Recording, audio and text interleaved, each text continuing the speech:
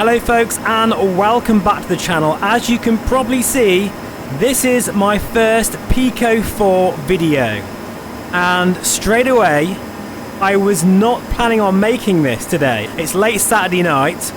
Most people are out watching the football, I couldn't care less. My first impressions video, in fact I was going to make a review video after owning the headset for a couple of weeks. But I can't wait that long, guys, because I'm really quite struck about something here. But with a caveat. So please keep that in mind. Right now I'm running virtual desktop, and that is because the inbuilt wireless software of the Pico is terrible. It is really awful. Don't even bother trying to use it. In fact, I think that Pico should sign up some sort of deal with the guy who makes virtual desktop and bring it into the Pico 4 software as a native solution, because it's brilliant. It runs absolutely fantastically. Not only that, right, I'm of course running a 4090 with a 13900K, so what I've decided to do is turn up the resolution to the max. So I'm running what's known as God mode, which is insane resolution. Also, I'm running asynchronous space warp, or motion projection, whatever the equivalent is for Pico. Now I'm not sure if that's running the Steam VR version. I think it might be, because I'm locked at 45 frames per second even with this amazing resolution. The entire display, or at least 90% of the display, is beautifully clear. Very much like, in fact, of all the headsets, the Varia Aero. It has active cooling. I can feel a fan on my face ever so slightly. The lenses move automatically depending on your IPD that you set. This is one hell of a headset, I've got to say. Now, don't get me wrong, it's not all perfect, but if you do have, and this is the massive caveat here, guys, and this is where it all falls down a little bit, because it's not a PC-based VR headset first, meaning it's not, it doesn't have a native display port. That means you're going to get video compression, and that's why the 4090 is so important in this case. Because right now, the resolution is so high that I don't see any video compression at all, because it's so beautifully crisp. But you're going to need a 4090 for that, okay? I have tried this even on my 3090. And in God mode, the performance is like 20 frames per second, if not less than that.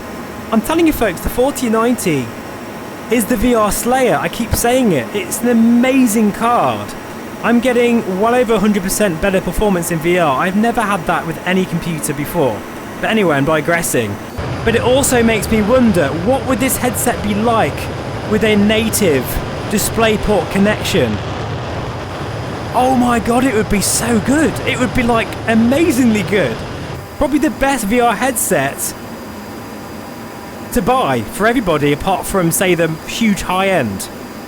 So somehow, by accident, I've just made my first impressions video of the Pico 4, rough and ready. And that's not exactly how I wanted it to go. I wanted to show you and explain the standalone experience and the comfort and all that kind of stuff, which I will still do. And the only reason why I'm making this video is because I'm so damn excited about this headset and what it means if you have a really high-end system. I will do some more tests with my sort of medium spec computer, because I still think there's room for improvement. I reckon I can get this running better on my 30 series graphics card running a 10900K, so I'm going to still mess around with that. But yeah, honestly, this is a beautiful display. The field of view is so much better than the Reverb and Quest, and the visual fidelity on this thing is gorgeous. I think the only thing I will say is the Reverb G2 still has better colours. The colours on this are still very nice, but they're not quite as good as the G2.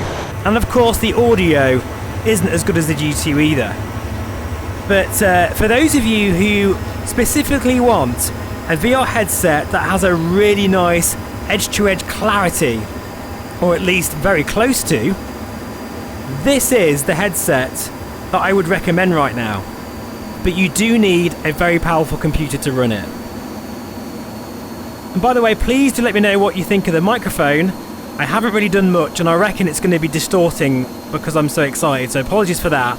But just look past that, because this is a raw first impressions video. But I reckon the microphone on this is very, very nice indeed. And while I'm at it, the build quality of this thing is very, very good. The standalone experience is very good. However, I do think some Quest games like Walkabout Mini Golf and After the Fall don't look quite as good, weirdly, and I don't know why, which is a bit strange. But overall, this headset, I'm so impressed with it. But you do need virtual desktop. I would highly recommend that. You know, it's the first time I've ever used virtual desktop. And by the way, at the moment I'm using motion smoothing, and I'm getting 45 frames per second on the dot. It's not budging at all. Getting fantastic performance here, better than the Quest 2 on Airlink. Anyway, let's just go underneath this bridge. Whoa, just. That was a good way to finish this video. Thank you so much for watching, folks. I will be doing plenty more content on the Pico 4. But this is the dark horse right here. I was not expecting to love it as much as this. I really wasn't. Thank you so much for watching. As always, I do really appreciate it. And I'll see you again very soon. Oh, in case you're wondering, by the way, this is the Just Flight Hawk, which is still the best military jet for this sim. Go grab it now. You won't regret it. See you soon, folks.